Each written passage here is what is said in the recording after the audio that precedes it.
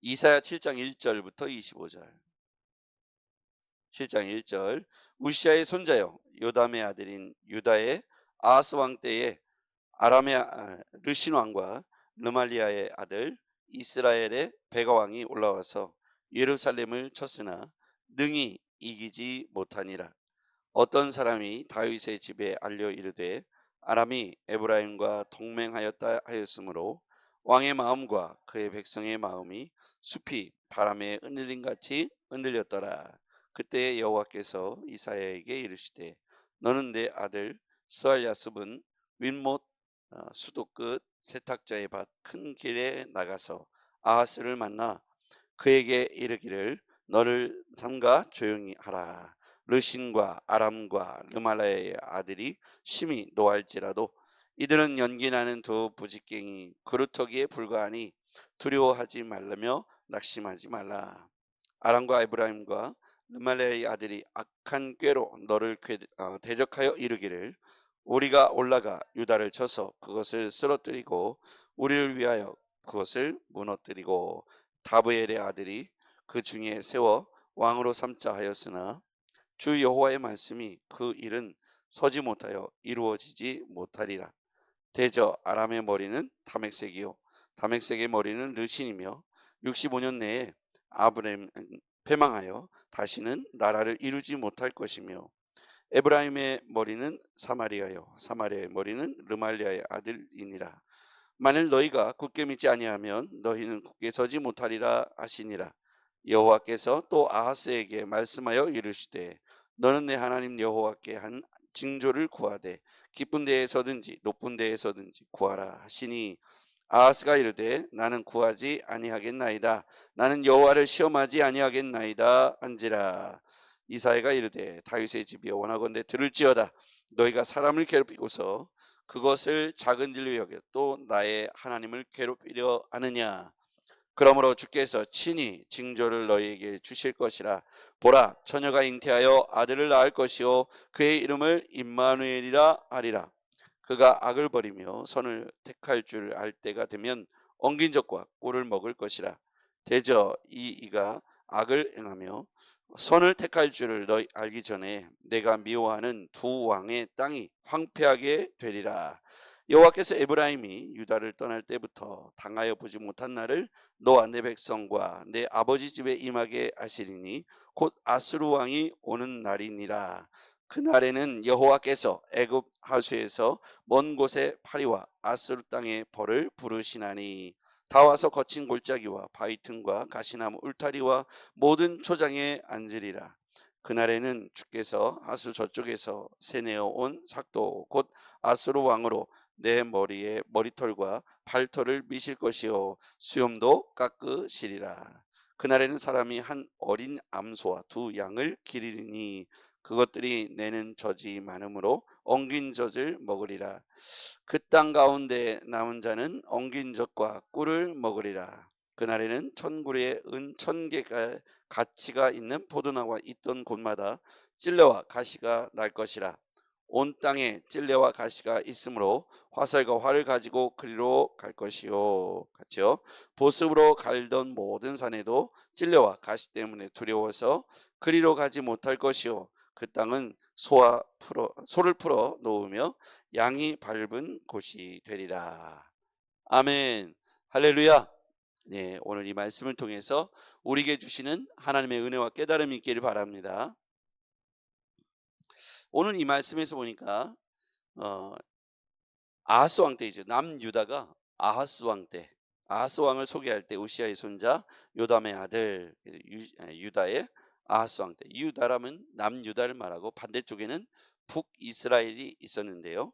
북이스라엘이 아람의 르신 왕 르마리아의 아들 이스라엘의 베가 왕이 올라와서 예루살렘을 쳤으나 이렇게 1절이 나와 있는데 아람의 르신 왕과 북이스라엘의 베가 왕이 서로 연합군을 형성해서 남유다를 공격해오는 사건이 벌어졌습니다.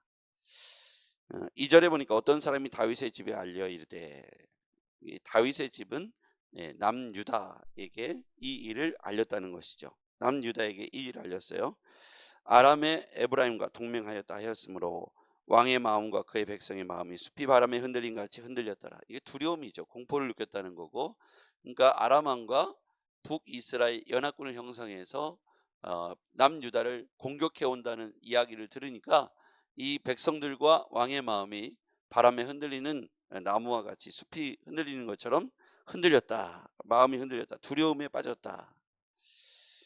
그때 이제 얼마나 그 나라가 혼란에 빠졌겠습니까? 이 일로 인해서 왕의 마음도 흔들렸고 백성들의 마음도 급하게 흔들리게 되죠. 그때 이사야 선지자를 통해서 이 일에 대해서 어떻게 할 것인지 하나님께서 일러주시죠. 4절입니다. 그에게 이르기를 너는 삼가 조용하라. 르신과 아람과 르말라의 아들이 심히 노할지라도 이들은 연기나는 두 부직갱이 그루터기에 불과하니 두려워하지 말며 낙심하지 말라. 분명히 메시지를 주죠. 두려워하지 말라, 낙심하지 말라. 이들은 아무리 연합군을 형성해도 여호와 하나님 앞에는 아무것도 아니다. 부직갱이 같고 그루터기 같은 존재이니까 염려하지 말고 두려워하지 말라. 그런데 이 아하스 왕, 즉 남유다의 아하스 왕과 백성들은 눈에 보이는 게 너무 커 보이고 너무 무서웠던 거예요. 그러니까 그들의 눈에는 지금 아주 이 사건은 크게 아주 심각한 상황으로 보여졌죠. 그때 자 7절로 가보겠습니다. 7절입니다. 같이 읽어볼게요. 시작. 주 여호와의 말씀이 그 일은 서지 못하여 이루어지지 못하리라. 그들이 예상하고 예측하고 두려워했던 미래에 대한 이 걱정, 앞으로 이런 일이 벌어질 거야, 저런 일이 벌어질 거야, 그런 이야기들이 계속해서 나오죠. 그런 얘기들이 6절에 보니까 우리가 올라가 유다를 쳐서 그것을 쓰러뜨리고 우리를 위하여 그것을 무너뜨리고 다보엘의 아들을 그 중에 왕으로 세워 삼고자 하였으나, 아무리 그들이 계획을 많이 한다 할지라도 하나님께서 단호하게 뭐라고 하십니까? 그 일은 서지 못하며 이루어지지 못하리라. 그러므로 너희는 두려워하지 말라. 그럼에도 불구하고 아하스 왕과 그의 백성들, 남유다의 사람들은 계속해서 이 두려움과 공포에서 벗어나지 못하고 있습니다. 자, 9절입니다. 에브라임의 머리는 사마리아, 사마리아의 머리는 르말라의 아들이니라. 만일 너희가 굳게 믿지 아니하면 너희는 굳게 서지 못하리라 하시니라. 이사야 선지자를 통해서 남유다에게 던지는 메시지예요. 이것은 곧 우리에게도 던지는 메시지죠. 눈에 보이는 이 연합군의 숫자가 무엇이든 하나님 편에서는 그 크기와 그 규모와 상관없이 하나님 앞에서는 그들이 아무것도 아니라는 거예요. 북이스라엘과 또 여기에 보면 아람의 르신 왕이 이렇게 연합군을 형성했지만 하나님 볼 때 그것은 결코 눈에 보이는 것이지 허상이지 진상은 아니라는 거예요.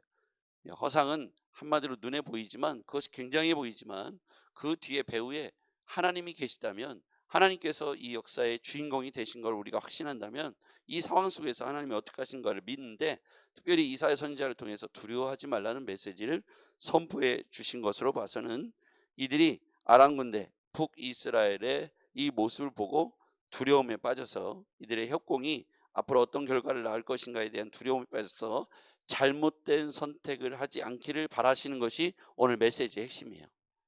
여기서 핵심은 뭐냐면 여호와를 의지하라입니다. 여호와를 의지하라. 그랬더니 여호와를 의지하기는커녕 이들은 다른 선택을 하게 되죠. 여기서 중요한 건 이렇게 북이스라엘과 아람 군대 연합군을 통해서 그들에게 이 아하스 왕 남유다에게 무엇을 요구하냐면 선택이라는 거예요.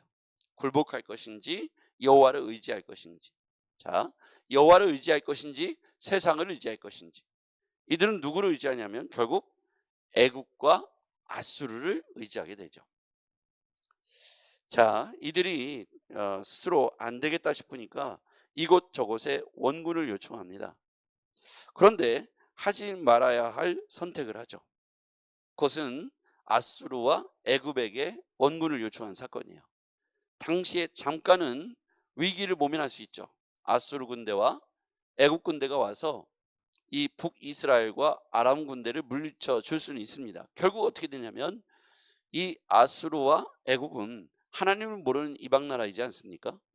이들이 결국은 앞으로 어떤 결과를 낳게 되냐면 이 아수르와 애굽이 물리쳐 준 뒤에 남유다에게 와서 그들에게 조공을 요구하고 아주 모욕적인 행동을 요구하게 되죠. 결국은 이 애굽과 아수르를 의지하여 이 문제를 풀어가는 것에 있어서 이사야는 너희들이 그들을 의지하지 말고 하나님께 구하라. 다른 어떤 세력을 의지하지 말고 하나님을 의지하라. 이렇게 말씀하고 있어요. 자, 10절로 가볼게요. 북이스라엘과 아람 군대가 연합해서 쳐들어오는 것은 누구를 의지할 것인가 선택하라는 의미가 되는 거예요. 10절, 11절 같이 읽어볼게요. 시작. 여호와께서 또 아하스에게 말씀하여 이르시되 너는 내 하나님 여호와께 한 징조를 구하되 깊은 데에서든지 높은 데에서든지 구하라 하시니. 지금 아하스 남유다 왕에게 이 일에 대해서 사람을 의지하지 말고 다른 민족을 의지하지 말고 하나님을 의지해라. 하나님께 물어봐라. 하나님께 구해봐라. 높은 데든지 낮은 데든지 하나님께 구하라. 이런 표현을 하죠. 12절. 아하스가 이르되 나는 구하지 아니하겠나이다. 나는 여호와를 시험하지 아니하겠나이다. 이사야가 이르되 다윗의 집이여 원하건대 들을지어다. 너희가 사람을 괴롭히고서 그것을 작은 일로 여겨 또 나의 하나님을 괴롭히려 하느냐. 그러니까 하나님께 구하라 그랬더니 아하스가 나는 하나님께 구하지 않겠습니다. 하나님을 더 이상 시험하지 않겠습니다. 여호와를 시험하지 않겠습니다. 우리를 도우실 것인지 돕지 않으실 것인지 묻지 않겠습니다. 14절에 아주 중요한 예언의 말씀이 나오죠. 자, 14절 같이 읽어봐요. 시작. 그러므로 주께서 친히 징조를 너희에게 주실 것이라. 보라, 처녀가 잉태하여 아들을 낳을 것이요 그의 이름을 임마누엘이라 하리라. 아멘. 임마누엘, 구원자. 하나님께서 이 땅에 구원자를 보내주실 것인데 하나님을 의지해라. 너희들이 없어질 허상과도 같은 애굽이나 아수르 의지하지 말고 구원자가 되시는 하나님을 의지해라. 너희들이 하나님께 구하면 하나님께서 그 소리를 들으시고 그 기도를 들으시고 구원자를 이 땅에 보내주실 것이다. 그 구원자가 너희들 가운데 나실 것인데 그는 임마누엘이라 해라. 자, 15절. 그가 악을 버리며 선을 택할 줄을 알 때가 되면 엉긴 적과 꿀을 먹을 것이라. 그런데도 18절. 그날 여호와의 날 심판의 날 18절 같이요. 시작. 그날에는 여호와께서 애굽 하수에서 먼 곳에 파리와 아수르 땅에 벌을 부르시리니. 애굽에서 하수에서 파리와 아수르 땅에서 벌을 부르실 것이다. 19절. 다 와서 거친 골짜기와 바위 틈에 가시나무 울타리와 모든 초장에 앉을 것이다. 이 심판에 관한 거예요. 그들이 끝까지 남유다가 아하스 왕이 하나님을 의지하지 않고 이 애국과 아수르 왕을 의지하여 이들에게 원군을 요청하게 되죠. 그랬더니 그날에 심판의 날에 애굽에서 파리가 올 것이고 아수르 땅에 벌을 부르게 될 것이다. 그들은 어떻게 할 것이냐? 그들이 와서 잘 만들어진 이 포도원에 황폐하게 되고 그들이 모든 것을 고통스럽게 만들 것이다. 자, 23절 같이요. 시작. 그날에는 1000그루의 은 1000개의 가치가 있는 포도나무가 있던 곳마다 찔레와 가시가 날 것이라. 온 땅에 찔레와 가시가 있으므로 화살과 활을 가지고 그리로 갈 것이요 보습으로 갈던 모든 산에도 찔레와 가시 때문에 두려워서 그리로 가지 못할 것이요 그 땅은 소를 풀어 놓으며 양이 밟을 곳이 되리라. 이 포도원이 어디입니까? 하나님의 백성들 남유다가 하나님의 은혜 가운데 있다가 이제 아하스 왕이 잘못된 선택을 하죠. 하나님께 구하라 이사야가 분명히 그렇게 경고했음에도 불구하고 나는 하나님께 구하지 않겠습니다. 하나님 도와주십시오. 지금 북이스라엘과 아람 군대가 이렇게 연합군을 형성해서 우리 남유다를 쳐들어옵니다. 하나님 큰일 났습니다. 도와주십시오 라고 엎드릴 수 있는 절호의 기회죠. 위기는 기회가 되죠. 하나님 만나고 하나님을 경외하고 이 남유다가 하나님이 도우셨다는 선언을 할 수 있는 아주 중요한 기회를 맞이했음에도 그 이 아하스 왕은, 이 남유다의 아하스 왕은 잘못된 선택을 하죠. 하나님께 구하지 않고 오히려 해서는 안 될 곳에 손을 내밀게 됩니다. 그것이 바로 애굽이고 아수르이죠. 우리가 잘 알고 있듯이 애굽과 아수르는 끊임없이 이스라엘을 괴롭히는 나라이죠. 그들은 포악했으며 우상을 숭배했고 여호와를 업신여기는 민족이었어요. 거기다 대고 손을 내민 거예요. 자존심도 없습니까? 이사야 선지자를 통해서 분명히 경고하고 있어요. 임마누엘 대신 하나님이 이 땅에 오셔서 너희들 구원하실 것이다. 그러므로 이 땅에 있는 것을 의지하지 말고 하나님께 구하라. 그럼에도 불구하고 아수르와 애굽에게 손을 내밀었고, 아수르와 애굽은 잠시 와서 그들이 이 연합군들을 몰아내긴 했으나 그 이후로부터 이 남유다는 비참한 일들을 맛보게 돼요. 찔레와 가시나무와 같이 포도원이 모두 아주 진멸되죠. 포도원이 가시나무와 여기 나오는 대로 찔레로 인해서 아주 못쓰게 됩니다. 황폐하게 되죠. 결국 포도원을 잃게 되고 소를 풀어놓으며 양이 밟는 곳이 되고 마는 것이죠. 남유다의 비참함은 결국 하나님을 의지할 수 있는 기회에 하나님을 의지하지 않고 보이는 세력 애국과 이 아수르를 의지해서 눈에는 잠깐 좋은 것 같지만 이렇게 멸망하게 되는 것이죠. 왜 구하지 않았을까요? 여러분, 왜 구하지 않았을까요? 불신앙 때문이기도 하지만 하나님께 기도했을 때 하나님이 주시는 답이 자기가 원하는 답이 아닐 걸 알았기 때문이에요. 아하스 왕은 뭘 원했냐면 강력한 애굽의 군대와 아수르의 군대가 마음에 있었던 거예요. 그러니까 하나님께 기도했을 때 하나님이 애굽과 아수르를 보내 그것을 의지하라고 말을 안 할 걸 아니까 아하스 왕은 하나님께 기도하기를 거부한 거예요. 지금 이 시대에 우리의 똑같은 겁니다. 하나님께 기도하면 뭐라고 하실 줄 아니까 우리가 기도하지 않고 내 맘대로 결정하고 내 뜻대로 생각하려고 내가 원하는 방향대로 눈에 보기에 좋은 것, 그냥 금방금방 어떤 응답이 올 수 있는 눈에 보기에 좋은 것들을 의지하려는 마음속이 있을 때 하나님께 예배하지 않고 하나님께 기도하지 않는 거죠. 기도하면 하나님께서 하나님을 의지하라고 이사야를 통해서 말씀하신 것 같이 또 말씀하신 게 뻔하니까 아하스 왕이 기도를 거절한 거예요. 그리고 자기가 원하는 대로 하고 싶었던 겁니다. 그게 원하는 게 뭐냐? 눈에 보기에 가장 강력한 군대, 당시에 아수르, 애굽을 의지했던 거예요. 근데 그것으로 인해서 이 남유다는 어떻게 돼요? 그 후로도 계속 괴롭힘을 당해요. 가서는 안 될 길입니다.